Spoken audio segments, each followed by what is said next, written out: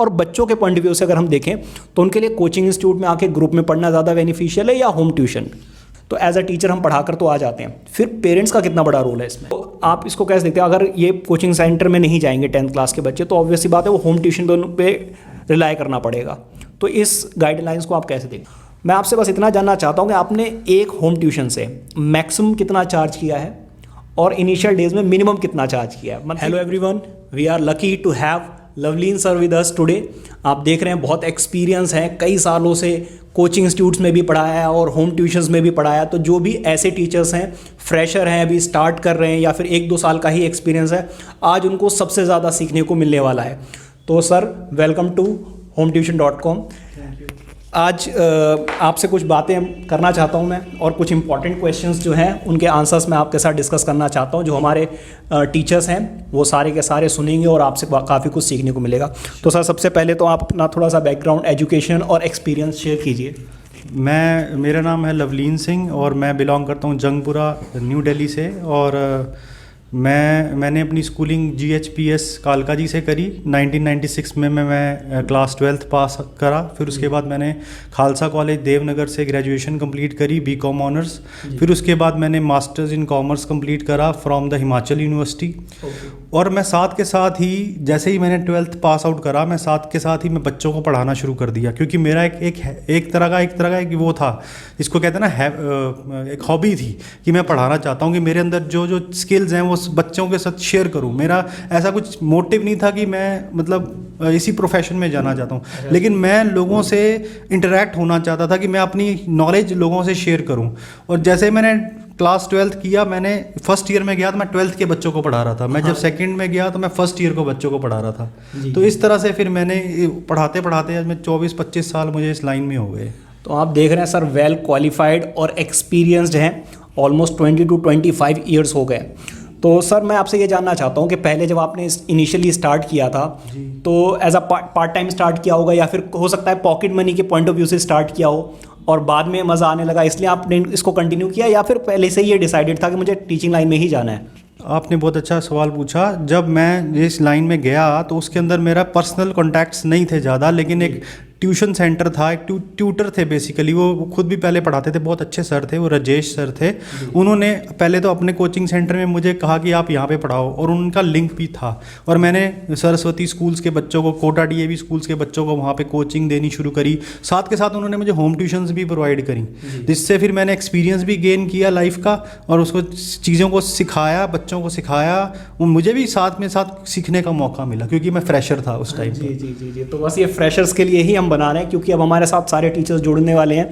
तो मैं चाहता हूं जितने भी हमारे पास एक्सपीरियंस टीचर हैं उनके पॉइंट ऑफ व्यू, उनका एक्सपीरियंस इनके साथ शेयर किया जाए, सो दैट वो भी अपनी लाइफ में बेटर कर सकें।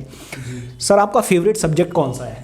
देखिए मेरा वैसे तो मैथ्स फेवरेट सब्जेक्ट था, लेकिन फिर बाद में अकाउंट्स हो गया। अच्छा। क्योंकि वो पैसे के रिलेटेड बातें होती हैं। टू मतलब हम कोशिश तो करते हैं 1 to 2 सब्जेक्ट्स रहें सो दैट हमारे पास ज़्यादा अपॉर्चुनिटीज़ रहें।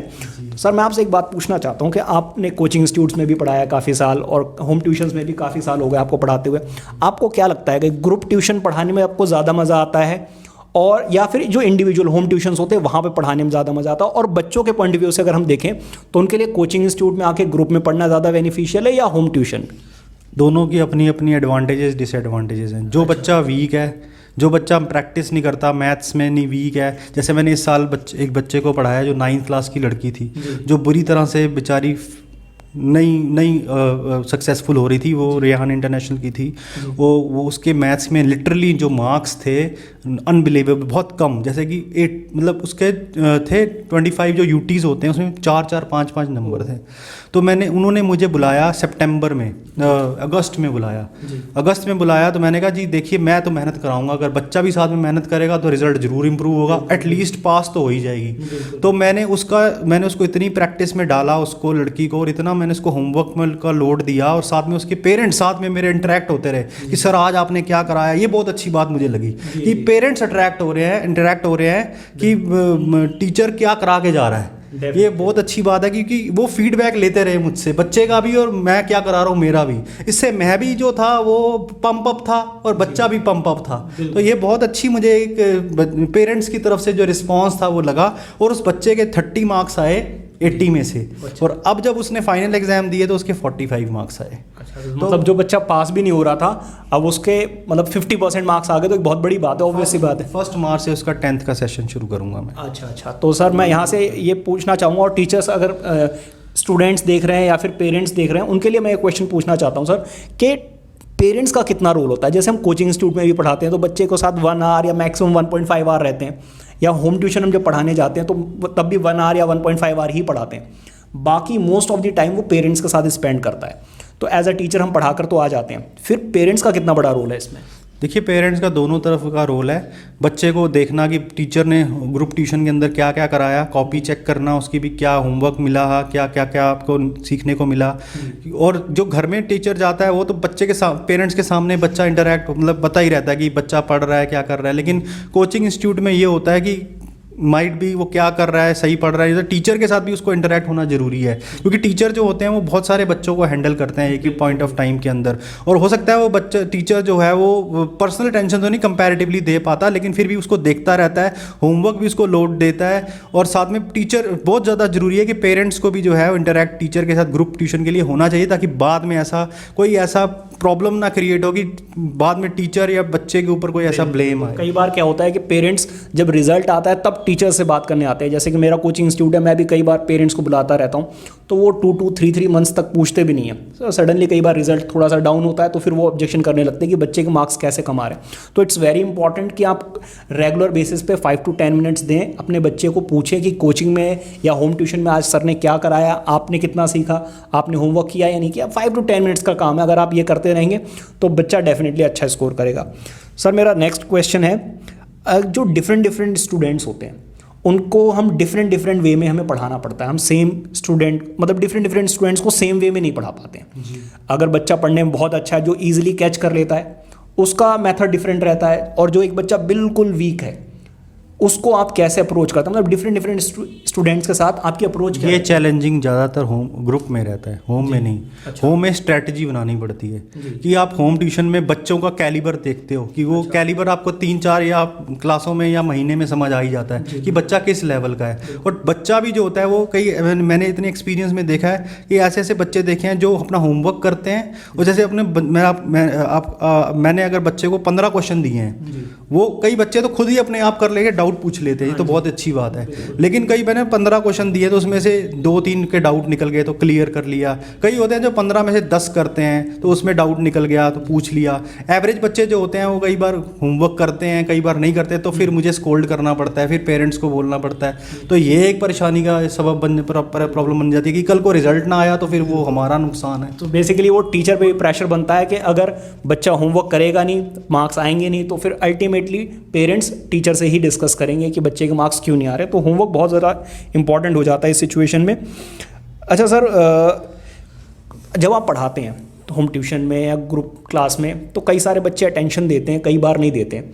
तो हम पूरे 1 आवर या 1.5 आवर जो भी पढ़ा रहे हैं उसमें पूरी क्लास में बच्चे को कैसे इंगेज करके रखें सो दैट उसका 1 सेकंड भी ध्यान इधर उधर शिफ्ट ना हो? ये तो जी आपके ऊपर स्ट्रिक्टनेस के ऊपर डिपेंड करता है कि आप कितने स्ट्रिक्ट हो या फ्रेंडली हो, जो भी। अगर आप फ्रेंड के तरीके से लेते हो चीज़ को तो, या फिर स्ट्रिक्टनेस से लेते हो तो भी, तो वो बच्चे अगर वो बच्चा कुछ ऐसा है तो उसको वार्न करो कि भाई ये ऐसे नहीं चलेगा, तू सारी क्लास को डिस्टर्ब कर रहा है। तो this is not a way to study.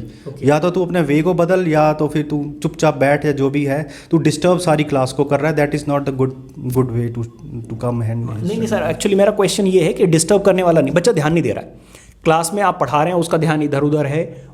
अगर वो ध्यान नहीं देगा, एक क्लास में चलेगा, 2 क्लास में चलेगा, बट अगर रेगुलर बेसिस पे ऐसा हो रहा है तो फिर उसके मार्क्स डाउन होंगे। तो फिर उसको आप कैसे बात करना चाहिए? वो तो एक ही वे है कि आप पेरेंट्स के बात करना चाहिए कि ये घर क्लास में बिल्कुल भी अटेंटिव नहीं रहता। तो ये क्या रीज़न मुझे तो समझ में नहीं आया, क्योंकि मैं जब क्वेश्चन कराता हूँ बच्चों को तो वो ये कर नहीं पाता, क्योंकि ये घर क्लास में अटेंटिव नहीं रहता। तो अटेंशन बहुत ज़्यादा जरूरी है। बेसिकली वो पेरेंट्स के इन्वॉल्वमेंट वाला इसका ये डिसएडवांटेज रहता है ग्रुप को, क्या नाम है, होम ट्यूशन में ये नहीं रहता, क्योंकि बच्चों को सामने सम करवा रहे हो आप, तो अटेंशन आपकी रहती है। और वो फिर आप स्कोल्ड कर सकते हो वहाँ पे, वो थोड़ा डराओ कि हाँ भाई ये क्या है, भाई तूने पढ़ना नहीं पढ़ना, क्या मजाक बनाया हुआ तूने। तो नहीं, तो ऐसे आप उसको ट्रीट करो।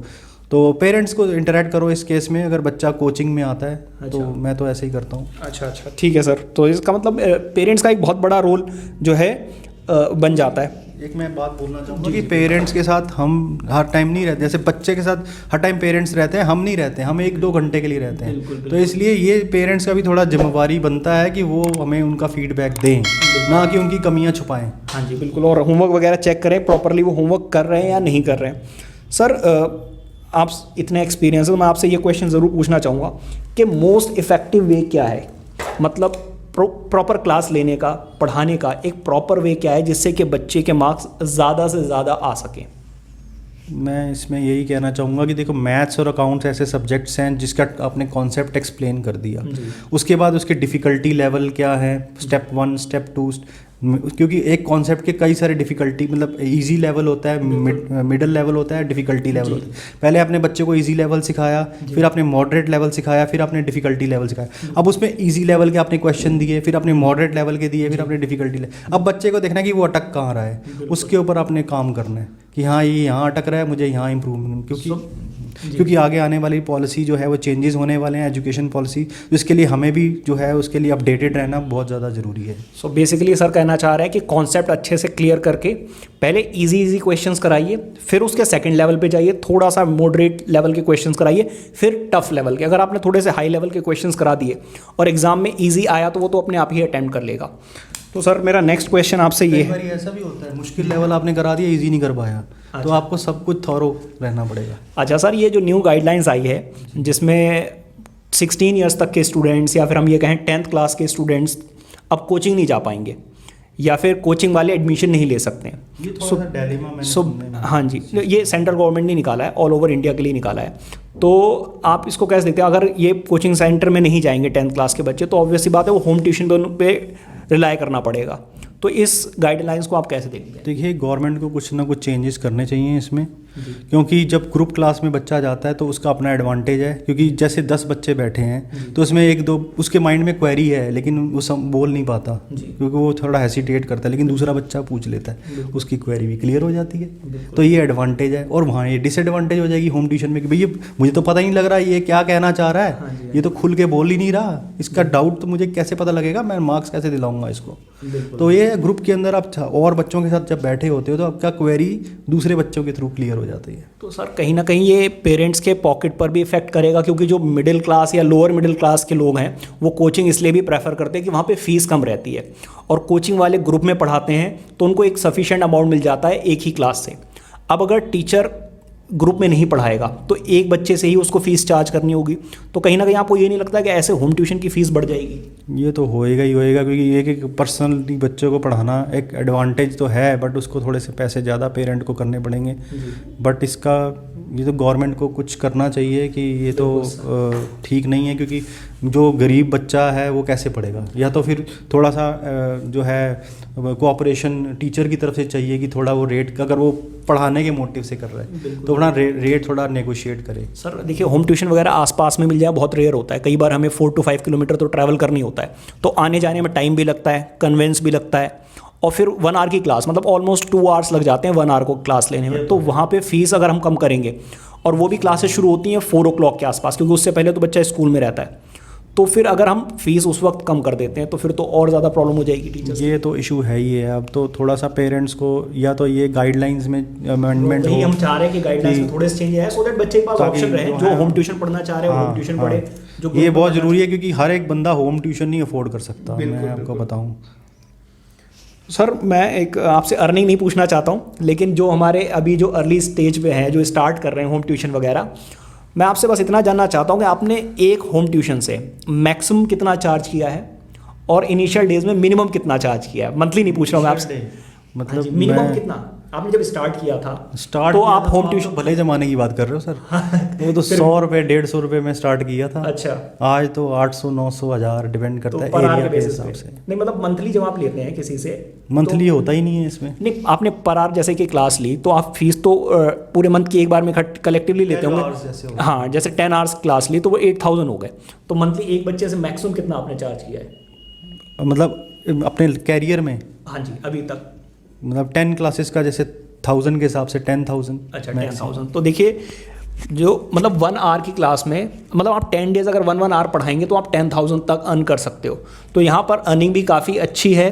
तो अपॉर्चुनिटी काफ़ी अच्छी है सर। अब हमने भी, आपने वैसे मेरे साथ काम किया हुआ है पहले, तो आप मेरा नेचर जानते ही हैं। बाकी अभी हमने स्टार्ट किया है hometuition.com और उसके लिए आपको स्पेशली बुलाया। तो आप जो न्यू टीचर्स हैं उनको क्या एडवाइस देना चाहते हैं और उनको बताइए कि क्या उनके लिए पॉसिबिलिटीज़ हैं अर्निंग के पॉइंट ऑफ व्यू से भी और लर्निंग के पॉइंट ऑफ व्यू से? देखिए, सबसे पहले इस काम में डेडिकेशन चाहिए। बिल्कुल। अगर आपके में डेडिकेशन है और आप में स्किल्स हैं, आप में क्वालिफिकेशन है, मतलब क्वालिफिकेशन है, डेडिकेशन है, तो आप ज़रूर कामयाब होंगे। चाहे आप थोड़े से शुरुआत करें, लेकिन शुरुआत करें तो कामयाब ज़रूर होंगे। जैसे मैंने कामयाबी पाई है, मेरा मोटिव यही रहा है कि बच्चों को अच्छे मार्क्स दिलवाना, तो उन्हीं की माउथ पब्लिसिटी से मुझे काम मिल जाता है। मुझे कोई ऐड करने का कोई वो नहीं पड़ता कोई। सो बेसिकली सर कहना चाहते हैं कि आप थोड़ा सा टाइम दीजिए। इनिशियल डेज में आपको कम से ही पढ़ाना स्टार्ट करना पड़ेगा, जैसे कि सर ने किया था, और आप सर अच्छा अर्न कर रहे हैं, तो उसमें आपको डेडिकेशन के साथ थोड़ा टाइम देना पड़ता है।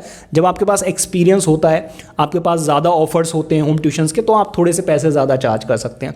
तो जो भी ये वीडियो फर्स्ट टाइम टीचर्स देख रहे हैं, आप अपना रिज्यूमे हमारे साथ शेयर कीजिए विद ओरिजिनल डॉक्यूमेंट्स। जो ओरिजिनल डॉक्यूमेंट्स की फ़ोटो है, आपके जो सर्टिफिकेट्स हैं क्वालिफिकेशन के, वो ज़रूर शेयर कीजिए, क्योंकि गाइडलाइंस में ये चीज़ बहुत स्ट्रिक्टली मेंशन की गई है कि टीचर जो है वो क्वालिफाइड होना चाहिए।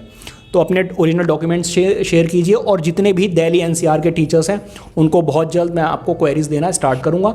लेकिन रिज्यूमे आप कहीं से, ऑल ओवर इंडिया से मुझे सेंड कर सकते हैं, क्योंकि ऑनलाइन कोचिंग मैं आपको प्रोवाइड करवा दूंगा। एंड होपफुली बाकी स्टेट्स में भी हम बहुत जल्दी स्टार्ट करेंगे।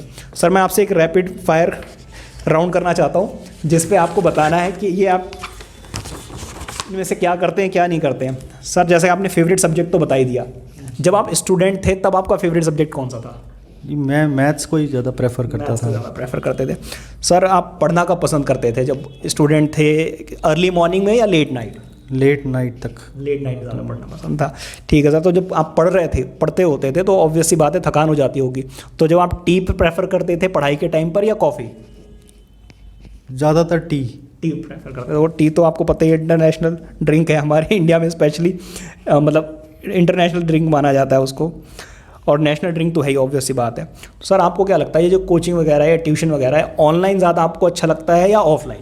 देखिए, ऑनलाइन थोड़ा चैलेंजिंग रहता है, क्योंकि बच्चे का एक्सप्रेशन वगैरह थोड़ा से नहीं पता लगता, क्योंकि मैंने भी कोविड में काम किया, तो मुझे तो इतना अच्छा एक्सपीरियंस, मेरी जो आंखें ख़राब हुई हैं उसी से ही हुई हैं। तो मैं इसके फेवर में ज़्यादा हूँ नहीं, बट ठीक है, आजकल की जनरेशन उस तरह से चल रही है, तो I am okay with that. But मैं बच्चों के साथ जो है इंटरेक्ट ही होना पसंद करता हूँ ऑफलाइन। जी जी। तो बस ये है कि ऑनलाइन में आप ज़्यादा स्टूडेंट्स को एक साथ पढ़ा सकते हैं, बट फिजिकली इंटरेक्ट आप नहीं कर पाते हैं, और तो समझ नहीं पाते हैं कि बच्चे का फेस देखकर ही टीचर समझ जाता है कि बच्चे को समझ में आ रहा है या नहीं आ रहा है। वो चीज़ ऑनलाइन में नहीं हो पाती है। सर, अभी तक आपको टीचिंग लाइन में बेस्ट और वर्स्ट थिंग क्या लगती है? मतलब बेस्ट चीज़ क्या है एज अ टीचर, और वर्स्ट क्या लगता है, सबसे ख़राब क्या लगता है? देखिए, एक तो बहुत अच्छा आपका जो है सोसाइटी में अच्छा नाम होता है कि हाँ भाई, एक रिस्पेक्ट मिलती है पेरेंट्स से भी। वर्स्ट यही है कि बच्चा अगर ना रिस्पॉन्ड करे, तो वो फिर थोड़ा सा दिल दुखता है कि यार मार्क्स कम आए या कुछ, क्योंकि ये तो हम वी आर ह्यूमन बींग्स, तो हम इसके अंदर क्या कर सकते हैं। जब एक प्लेयर है, सचिन तेंदुलकर भी 0 पे आउट होता था। तो ये एक लाइफ है, लाइफ को अप्स एंड डाउन्स तो रहते हैं, तो इसके अंदर अगर स्टूडेंट और टीचर कोऑपरेट करें तो ज़्यादा अच्छा आउटकम निकाल सकते हैं। ऑब्वियसली, तो मनी तो सेकेंडरी हो जाती है जब आप पढ़ाना शुरू करते हैं, तो ऑब्वियस बात है आप चाहते हैं आउटपुट आए, तो पढ़ाने में मज़ा आता है। सर, मैं लास्ट आपसे क्वेश्चन पूछना चाहता हूँ कि जितने भी टीचर्स हैं या नॉर्मली भी जो लोग हैं या स्टूडेंट हैं, उनके लिए बेस्ट बुक आप कौन सी रेफ़र करना चाहेंगे कि ये जल्दी नहीं, सब्जेक्ट से रिलेटेड नहीं, अदर देन सब्जेक्ट, जो मतलब मोटिवेशनल हो या फिर कोई कुछ पढ़ी नहीं है वैसे, ऐसे कुछ खास मैंने। अच्छा।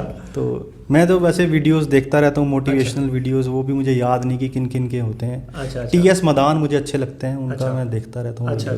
वो बिजनेस मोटिवेशंस देते हैं। हाँ, तो अब तो देखिए काफ़ी सारे सोर्स आ गए हैं, आप सीखना चाहें तो यूट्यूब से वीडियो से भी सीख सकते हैं, बुक पढ़ना चाहें तो बुक भी पढ़ सकते हैं।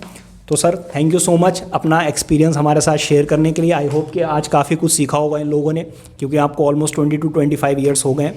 And thank you so much for joining us, and I hope कि आप लोगों ने काफ़ी इन्जॉय किया होगा इस वीडियो को। और जितने भी टीचर्स हमारे साथ जुड़ना चाहते हैं, प्लीज़, मैंने आपको नंबर शो कर दिया है स्क्रीन पर, और मेल आईडी भी दे दी है। आप हमारे साथ अपना रिज्यूमे सेंड कीजिए, और बहुत जल्द मैं आपको ट्यूशन्स प्रोवाइड करना शुरू कर दूँगा।